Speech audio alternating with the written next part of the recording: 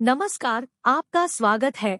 दोस्तों, इस साल माँ दुर्गा हाथी पर सवार होकर पृथ्वी लोक में पधारेगी। शास्त्रों में वर्णित है कि मान्यताओं के अनुसार नवरात्रि पर यदि माता दुर्गा का आगमन उनके वाहन सिंह पर नहीं बल्कि हाथी पर होता है। मान्यता है कि माता दुर्गा का हाथी पर सवार होकर आना बहुत ही शुभ और कल्याणकारी माना जाता है। जीवन सुखमय हो जाता है। भक्ति का भरपूर लाभ भक्तजनों को मिलता है। नवरात्रि में क्या नहीं खाना चाहिए और कौन सा फल खाना चाहिए और क्या नहीं पीना चाहिए। मान्यता है कि व्रत को पूर्ण विधि विधान से किया जाना चाहिए, तब आपको व्रत का पूर्ण लाभ मिलता है। आपकी सभी मनोकामनाएं पूर्ण हो जाती है। श्री भागवत गीता में भगवान श्री कृष्ण ने स्वयं कहा था, जो मनुष्य सच्चे हृदय से ईश्वर को पुकारता है तो उसका नाता उस शक्ति से जुड़ जाता है। अब हम जानते हैं नवरात्र के दौरान क्या नहीं खाना चाहिए और क्या नहीं पीना चाहिए, और कौन सा फल खाने से व्रत संपूर्ण और सफल हो जाता है। नवरात्रि के दिन सेब जरूर खाना चाहिए। शास्त्रों में बताया जाता है कि भगवान के भोग में सेब जरूर अर्पित किया जाता है। अगर आपका व्रत है तो आपको सेब जरूर खाना चाहिए। केला, पपीता, तरबूज और मीठे अंगूर खाने चाहिए। इन फलों से व्रतधारी को शक्ति मिलती है और व्रत संपूर्ण हो जाता है। शास्त्रों में बताया जाता है कि नवरात्रों के दिनों में सीताफल जरूर खाना चाहिए। सीताफल खाने से 10 ऐसी बीमारियां हैं जो खत्म हो जाती है। माना जाता है कि नवरात्रों के दिनों में सीताफल का घर में प्रवेश होना बड़ा ही शुभ माना गया है। सीताफल खाने से नवरात्रि का व्रत संपूर्ण हो जाता है, क्योंकि इसमें माता सीता का आशीर्वाद मिला हुआ होता है। नवरात्रि के दौरान इसे जो भी खाता है उसे दुखों का सामना नहीं करना पड़ता। सीताफल आपको जरूर खाना चाहिए। नवरात्रों में व्रतधारी को डब्बा बंद लस्सी, डब्बा बंद जूस नहीं पीना चाहिए। उसमें कई केमिकल मिले होते हैं जिसके कारण आपका व्रत टूट सकता है। जब भी आप फलों का जूस पिए तो याद रखें, उसमें नमक नहीं डालें, नहीं तो व्रत टूट सकता है। फलों का सादा जूस पीने से व्रत सफल होता है। नवरात्रि के दौरान सिंघाड़े का आटा या कुट्टू का आटा खाने से पहले यह देख ले कि आटा पुराना नहीं होना चाहिए, क्योंकि पुराने आटे में कीड़े वगैरह पड़ जाते हैं जिसके कारण आपका व्रत टूट सकता है। क्योंकि ये छोटे छोटे की कीड़े हमें दिखाई नहीं देते और आपके मुंह तक पहुंच जाते हैं। ऐसा आटा खाना मतलब कीड़े मकोड़ों का मांस खाने के बराबर माना जाता है।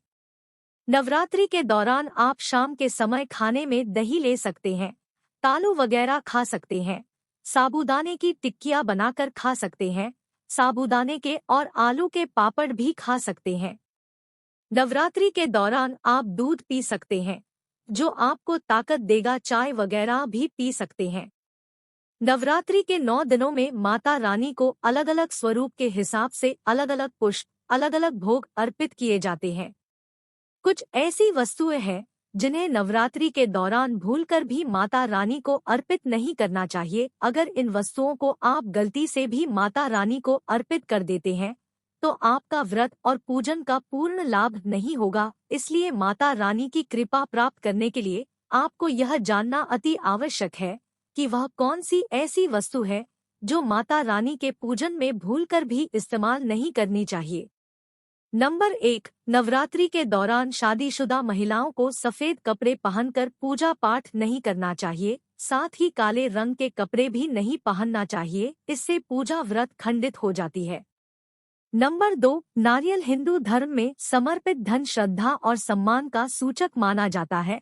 नारियल को श्रीफल भी कहा जाता है। नारियल को सुख समृद्धि में वृद्धि करने वाला माना जाता है। नारियल का हर मांगलिक कार्य में विशेष महत्व होता है। माता रानी के पूजन में नारियल का इस्तेमाल हम सभी करते हैं। खासकर कलश की स्थापना नारियल रखकर ही की जाती है। माता रानी के पूजन में सदैव पानी वाला और जटा वाला नारियल ही इस्तेमाल करें। साथ ही यह ध्यान रखना चाहिए कि नारियल को सदैव कलश के ऊपर लेटा कर रखना चाहिए। घट स्थापना करते समय कभी भी नारियल को खड़ा करके नहीं रखा जाता। यह ध्यान रहे कि महिलाएं माता रानी को नारियल अर्पित तो कर सकती हैं, लेकिन कभी भी माता रानी के सामने नारियल को भूलकर भी ना तोड़े, क्योंकि नारियल बीज रूप होता है और स्त्रियां बीज रूप से ही शिशु को जन्म देती है, इसलिए कभी भी महिलाओं को नारियल नहीं तोड़ना चाहिए। नंबर 3, लौंग हम सभी माता रानी के पूजन में इस्तेमाल करते हैं, लेकिन लौंग का इस्तेमाल करते समय एक बहुत बड़ी गलती कर बैठते हैं। हमेशा ध्यान रखना चाहिए कि माता रानी को सदैव फूल वाली लौंग ही अर्पित करनी चाहिए। जिस लौंग के ऊपर फूल नहीं होता या फिर जिस लौंग के पीछे लकड़ी की डंडी नहीं होती, उसको आप माता रानी के पूजन में भूलकर भी इस्तेमाल न करें। माता रानी के पूजन में कोई भी अपूर्ण वस्तु, कोई भी खराब वस्तु या टूटे हुए अक्षत इस्तेमाल नहीं करना चाहिए। नंबर 4, माँ दुर्गा को तुलसी के पत्ते अर्पित नहीं करने चाहिए। माँ दुर्गा के पूजन में तुलसी पत्र का इस्तेमाल करना वर्जित माना जाता है। तुलसी पत्र के अलावा आंवला भी माता रानी को अर्पित नहीं करना चाहिए और दुर्वा भी माता रानी को अर्पित नहीं करना चाहिए। दुर्वा भगवान श्री गणेश को अति प्रिय है। नवरात्रि में आप भगवान गणेश को दुर्वा अर्पित कर सकते हैं। भगवान विष्णु जी को तुलसी के पत्ते अर्पित कर सकते हैं, लेकिन माता रानी को भूलकर भी तुलसी के पत्ते या दूर्वा अर्पित ना करे। माता रानी को सफेद फूल भी अर्पित ना करे। माता रानी को सदैव लाल रंग के फूल अर्पित करने चाहिए। लाल रंग के फूल माता रानी को अति प्रिय है। शास्त्रों में बताया जाता है कि घर में माता रानी की 2 या 3 मूर्तियां या फोटो नहीं होनी चाहिए। इस बात का भी आप विशेष ध्यान रखें कि माता रानी के पूजन में कोई भी खंडित चीज इस्तेमाल ना करे। खंडित चीज जैसे कि चटका हुआ या टूटा हुआ दीपक या फिर चटका हुआ कोई बर्तन। माता रानी को जो पुष्प स्थापित कर रहे हैं उन्हें सूंघे नहीं। सूंघे हुए फूल या फिर मुरझाए हुए फूल माता रानी को ना करें। सूर्यास्त के समय या बाद में भूलकर भी ये काम कभी मत करना। सूर्यास्त के समय बिस्तर पड़कर बैठना अर्थात पलंग पकड़कर नहीं बैठना चाहिए। सूर्यास्त के समय घर में रोना नहीं चाहिए। सूर्यास्त के समय दही किसी को नहीं देना चाहिए। असल में दही को शुक्र ग्रह से संबंधित खाद्य पदार्थ माना जाता है। साथ ही शुक्र ग्रह को धन वैभव का प्रदाता माना गया है। सूर्यास्त के समय या सूर्यास्त के बाद दही किसी को देने से सुख समृद्धि में कमी आती है। ऐसे में सूर्यास्त के समय घर की कोई भी चीज पड़ोसियों को नहीं देनी चाहिए। जब सूर्य अस्त हो रहा हो तो उस दौरान भूल से भी ना तो सोना चाहिए और ना ही भोजन करना चाहिए। अगर आप ऐसा करते हैं तो जीवन में धन की कमी पैदा होने लगती है, क्योंकि जो सूर्यास्त के समय सोता रहता है तो उसका भाग्य उसी के साथ सो जाता है। सूरज डूबने के पश्चात अगर आपके घर में झाड़ू पोछा करने की आदत है तो तुरंत छोड़ दे और झाड़ू सूरज डूबने से पहले ही लगा ले, क्योंकि सूरज डूबने के बाद ऐसा करने से धन वैभव का नुकसान होता है। ऐसा करने से माता लक्ष्मी आपके घर से हमेशा के लिए रूठ कर चली जाती है। कई बार लोग सूर्यास्त के बाद नाखून और बाल कटवाना पसंद करते हैं, जो बहुत ही गलत माना जाता है। अगर आप भी ऐसा करते हैं तो यह आदत बदल दें, क्योंकि सूर्यास्त के बाद बाल और नाखून कभी भी नहीं काटना चाहिए, क्योंकि ऐसा करने से जीवन में नकारात्मक प्रभाव पड़ता है और धन अभाव के साथ अन्य समस्याओं का भी सामना करना पड़ता है। ज्योतिष शास्त्रों में कहा जाता है कि सूर्यास्त के समय पैर भी नहीं हिलाना चाहिए। यह बहुत ही अशुभ माना जाता है। सूरज डूबने के बाद तुलसी की पत्ती नहीं छूनी चाहिए और ना ही तुलसी के पौधे में जल अर्पित करना चाहिए। शास्त्रों के अनुसार सूरज डूबने के बाद पूजा पाठ करना चाहिए। वह घर में दिया बाती करना चाहिए। सूर्यास्त के समय जहाँ पर अंधेरा रहता है वहाँ पर अस्थायी रूप से ही भूत प्रेत आत्माएं वास करने लगती है। साथ ही सूर्यास्त के समय शारीरिक संबंध कभी भी नहीं बनाना चाहिए।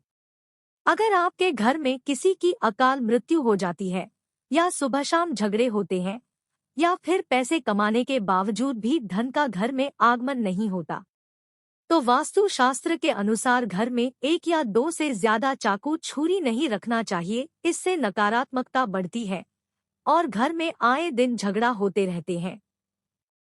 अगला कारण है, घर में अगर कांटेदार पौधे हैं, जैसे नागफनी का पौधा है, तो बड़ा ही अशुभ माना जाता है। इससे घर में अकाल मृत्यु होने का खतरा बढ़ जाता है। इससे घर में अशांति फैल जाती है और आए दिन पति पत्नी में झगड़ा होने लगते हैं, क्योंकि कांटे प्यार का प्रतीक नहीं बल्कि नकारात्मकता बढ़ाने का मुख्य कारण होता है। जिस पौधे में पत्ते नहीं होते और सिर्फ कांटे ही होते हैं, उस पौधे को घर में नहीं लगना चाहिए। जिस घर में नागफनी का पौधा लगा हो, वो घर वीरान हो जाता है।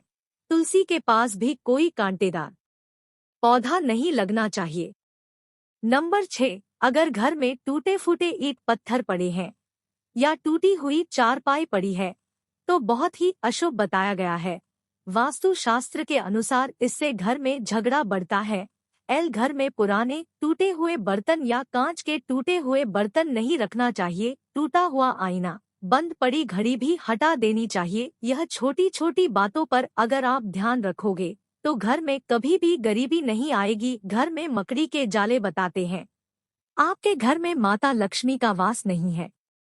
नंबर 7, घर में अगर मेहंदी का पेड़ लगा है तो तुरंत घर से बाहर लगा दे तथा अमरूद का पेड़ भी घर के अंदर नहीं लगना चाहिए। अगर आपके घर में कोई सबसे अधिक खुशबूदार पौधा लगा है तो उसे तुरंत घर से बाहर लगा दें। इसे भी शुभ नहीं माना जाता। इससे नकारात्मक ऊर्जा घर की ओर आकर्षित होती है। भयानक से भयानक भूत प्रेत आत्माएं खुशबूदार पेड़ों की ओर आकर्षित होती हैं। घर के बाहर आप लगा सकते हैं। पीपल, बरगद का पेड़ भी घर में नहीं लगाना चाहिए। यह शुभ नहीं माना जाता है।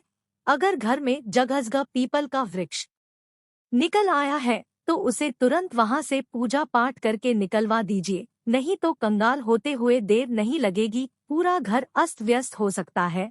इसे आप जमीन में गड़ दे या बहते हुए पानी में विसर्जित कर दे। घर में सूखी तुलसी भी नहीं लगना चाहिए। उसे निकालकर बहते पानी में विसर्जित कर दें या मिट्टी में दबा दें।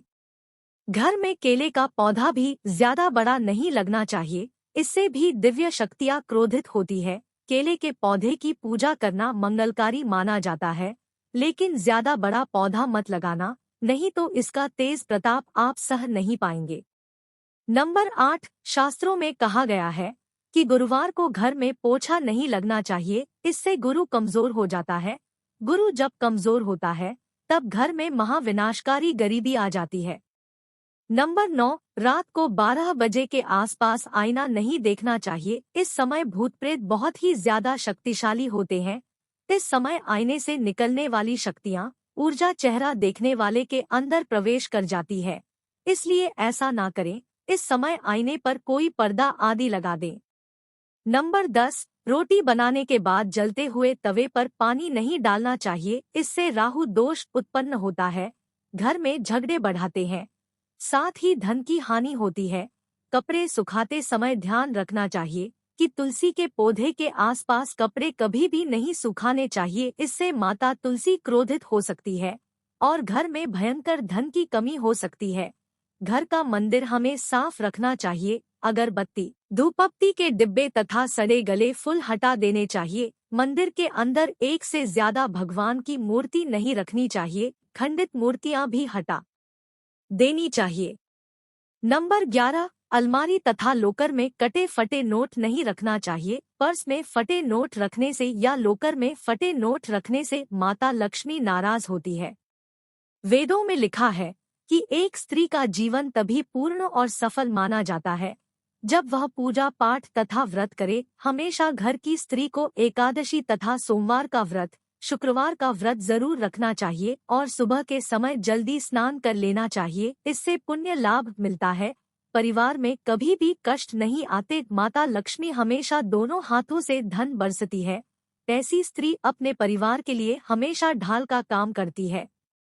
परिवार में चाहे कितने भी संकट क्यों ना आ जाए, गरीबी कभी नहीं आती। ऐसे घर में सदैव भगवान का वास होता है। जय माता दी। धन्यवाद।